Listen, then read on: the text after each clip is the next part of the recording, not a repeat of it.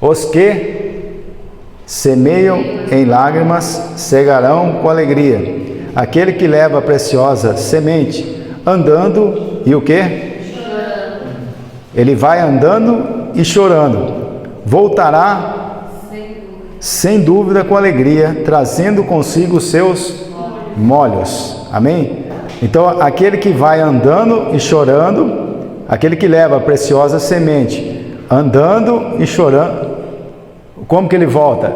Os irmãos entenderam aqui? A pessoa vai fazendo algo para o Senhor, semeando.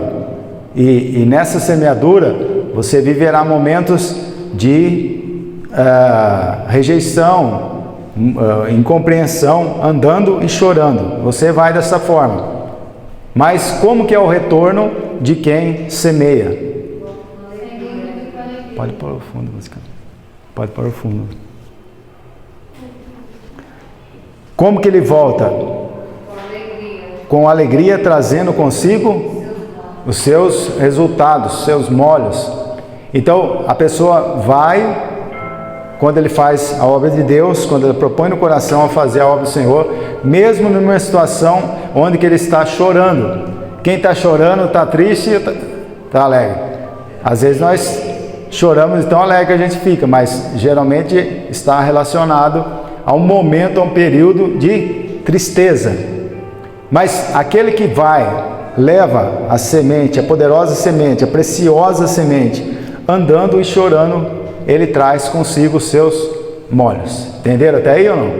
Agora então vamos para a história que está em 2 Reis, capítulo 5, uma história muito conhecida dos irmãos.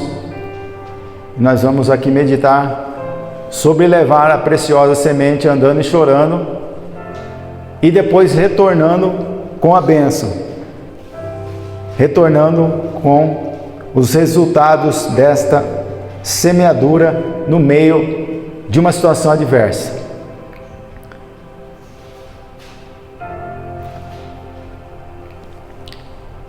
E Naamã, chefe do exército do rei da Síria, era um grande homem diante do seu senhor e de muito respeito, porque por ele o Senhor dera livramento aos sírios. E era esse varão, o que ele era? Porém, leproso. E saíram tropas da Síria. Daí nós entramos em outra história aqui, para entender essa história inteira. Você tem que ler o contexto. E saíram tropas da Síria e da terra de Israel e levaram preso uma menina que ficou ao serviço da mulher de Naamã. E disse esta a sua senhora, essa senhora esposa de Naamã: tomara que o meu senhor estivesse diante do profeta que está em Samaria, ele o restauraria da sua lepra. Então entrou Naamã e o notificou ao seu senhor, dizendo: assim e assim falou a menina que é da terra de Israel. Amém? Agora os irmãos olham para cá. O que estava acontecendo aqui? A Síria invadia Israel constantemente e nenhuma dessas invasões trouxe uma menina para trabalhar ali como escrava. E ela foi arrancada da sua família e foi prestar um serviço para aquela outra família.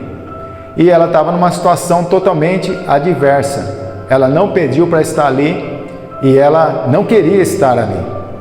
Mas como que ela reagiu diante dessa adversidade?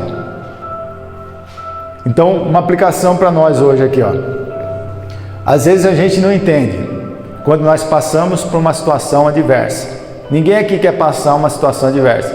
Você quer aqui que o pastor venha e falar: pastor, profetiza aí algo de bom que vai acontecer na minha vida, muito dinheiro na minha conta, muito progresso, muito isso. Só que se eu não explicar para você o que a Bíblia ensina sobre processos, você nunca vai alcançar os estágios aonde o Senhor vai te empurrando, até onde você vai chegar, que é o momento de você desfrutar plenamente de todas as promessas do Senhor.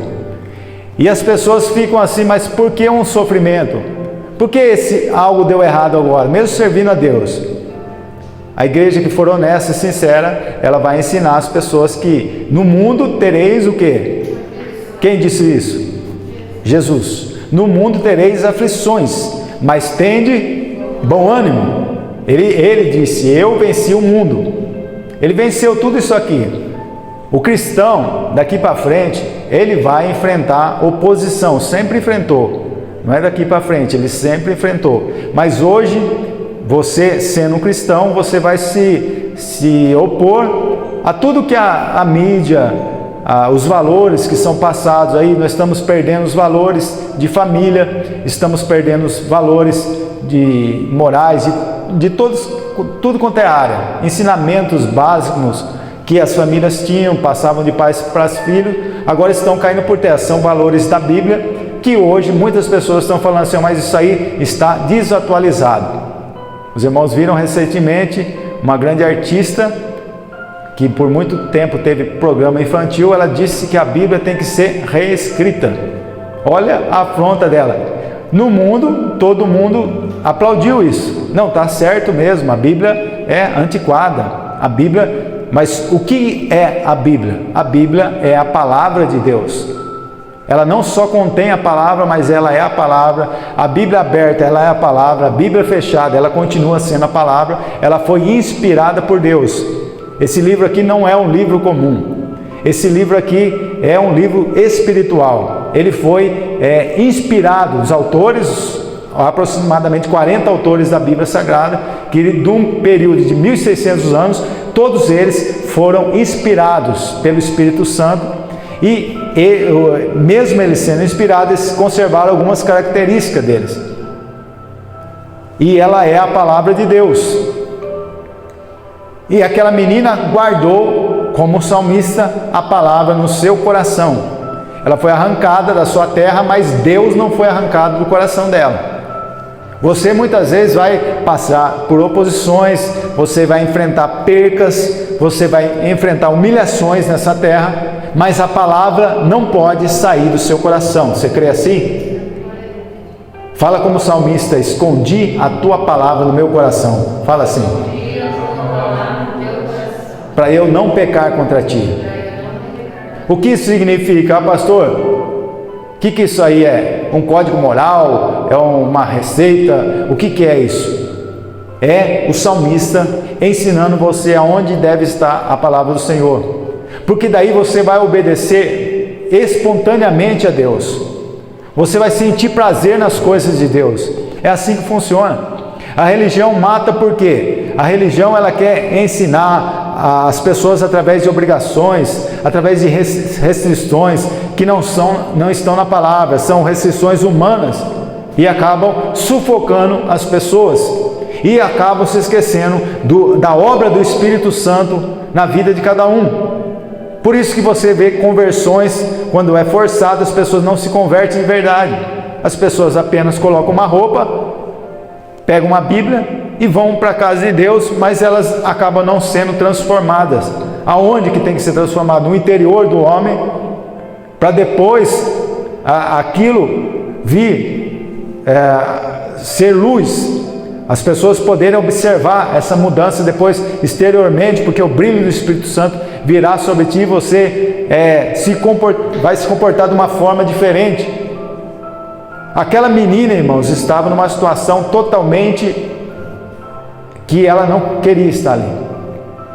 Agora se coloca no lugar dela. O que você faria se você estivesse no lugar dela? Ela se lembrou de que aquele que leva a preciosa semente andando e chorando, o que acontece com ele? Sabe o que ela decidiu no coração? Eu vou pregar a palavra de Deus. Eu vou ser diferente nessa nação. O cativeiro não paralisava os milagres e não paralisavam a mão de Deus. Os irmãos já ouviram falar de Daniel? Daniel e seus amigos estavam em um cativeiro. Eles também foram arrancados das suas famílias e levados para lá, porque Israel voltou as costas para Deus e Deus permitiu o cativeiro de 70 anos. Eles estavam lá no cativeiro. O que aconteceu com eles? Eles decidiram semear a preciosa semente. Qual foi a consequência disso? Daniel se tornou o homem mais importante da Babilônia, o homem mais respeitado. E Deus deu sabedoria a Daniel, uma sabedoria extraordinária, que ele não aprendeu em nenhuma faculdade, uma sabedoria tremenda do céu, que fez com que as pessoas ficavam perplexas diante da sabedoria daquele jovem. Ninguém era capaz de compreender o porquê ele era tão sábio. E a sabedoria dele veio de Deus, e eles tinham que reverenciar Deus, porque Daniel estava revestido do Espírito Santo. E também aconteceu coisas sobrenaturais. Como que ele teve o seu livramento? Na cova dos leões. Ele foi colocado lá, e ele, de uma forma sobrenatural, o nosso Deus é um Deus sobrenatural.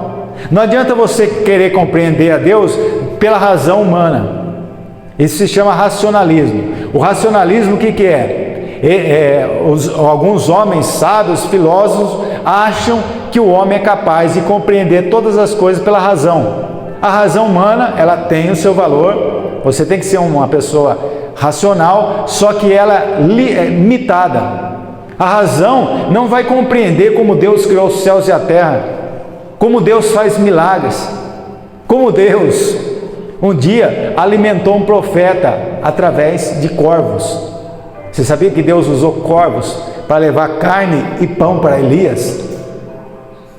Você sabia que Deus usou uma viúva para sustentar o profeta Elias?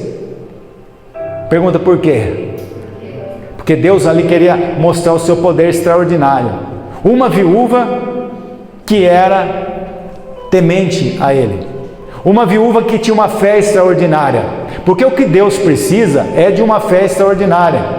Quando Deus acha fé, o próprio Jesus, quando parou diante daquele centurião, que quando Jesus ia para curar o seu servo, falou: não, mestre, basta uma palavra. Quando aquele homem falou isso, Jesus parou, e ele é sabedor de todas as coisas. Deus tem esse poder onisciente de saber todas as coisas. Ele sabia da fé daquele homem. Nada nem ninguém pode surpreender Deus, mas Jesus, ele ficou maravilhado com a fé daquele homem. Ele falou: não, mestre, o senhor não precisa nem ir lá em casa, basta uma palavra, e eu sei que o senhor tem poder para curar enfermidades. Então, quando você age dessa forma, quando você vem participar de um culto, abre o coração. Agora tem pessoas que vêm empurrado no culto. Eu vou lá porque a minha mãe está me falando, está me obrigando a ir. Essa pessoa não abre o coração e tudo que é semeado se perde. Eu vou lá porque o marido, minha esposa, de tanto falar, tal, eu vou lá assistir um culto, mas não acontece nada na vida dele, porque o coração dele é duro, o coração dessa pessoa é duro, então ele não está ali de uma forma sensível. Quando você abre o seu coração, a semente entra. Quando eu vou profetizando aqui a palavra de Deus, estou pregando a palavra, não estou falando conhecimentos humanos, tudo isso aí é válido, né? Você pode estudar, você pode fazer tudo nessa terra, aprender o máximo possível, mas quando eu falo de coisas